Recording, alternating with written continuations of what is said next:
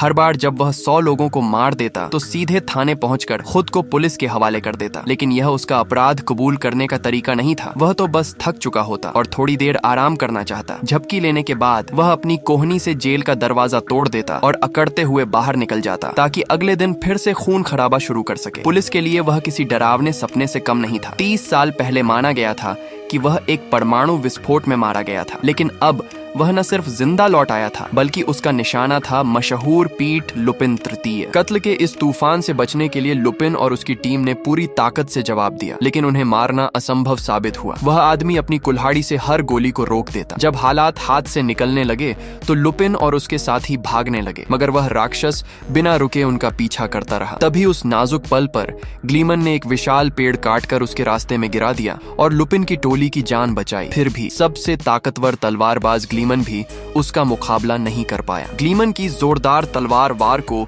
उसने उंगलियों के बीच ऐसे रोक लिया मानो बच्चों का खेल हो। उसकी कुल्हाड़ी का वजन 1000 पाउंड से भी ज्यादा था और ग्लीमन को पूरी ताकत लगानी पड़ी उसे रोकने के लिए, लेकिन वह अमानवीय ताकत किसी पहाड़ की तरह उस पर हावी हो गई। ग्लीमन को किसी तरह सुरक्षित खींच लिया गया, लेकिन उसकी सबसे प्यारी तलवार उसी कुल्हाड़ी से टूट गई। उस दर्द ने उसे मौत से भी गहरी चोट दी। हार मानने से इनकार करते हुए ग्लीमन पहाड़ों में चला गया। वह दिन रात दोगुनी मेहनत से अभ्यास करने लगा ताकि बदला ले सके और अपना सम्मान वापस पा सके, लेकिन उसकी यादों में तलवार का वो वार जिसे उंगलियों में जकड़ लिया गया था एक साए की तरह उसका पीछा करता रहा। पानी से छलांग लगाती शार्क उसे उस कुल्हाड़ी की झूलती धार की याद दिला देती। कभी आग में तपकर सहनशीलता बढ़ाता तो कभी झरने के नीचे बैठकर अपनी मानसिक शक्ति को मजबूत करता, लेकिन उन विशाल धारदार कुल्हाड़ियों की छवि उसके दिल पर पहाड़ की तरह दबाव डालती रही। 3 दिन बीत गए। ग्लीमन ने न खाना खाया न पानी पिया। उसके घाव संक्रमण से और बिगड़ गए, लेकिन उसके पास अभ्यास करने का समय खत्म हो चुका था। उसके मालिक ने उसे सिर्फ 3 दिन दिए थे। समय पूरा होते ही मालिक के गुंडे उसे ढूंढते हुए आ गए। एक ने डंडे से उसे जमीन पर गिरा दिया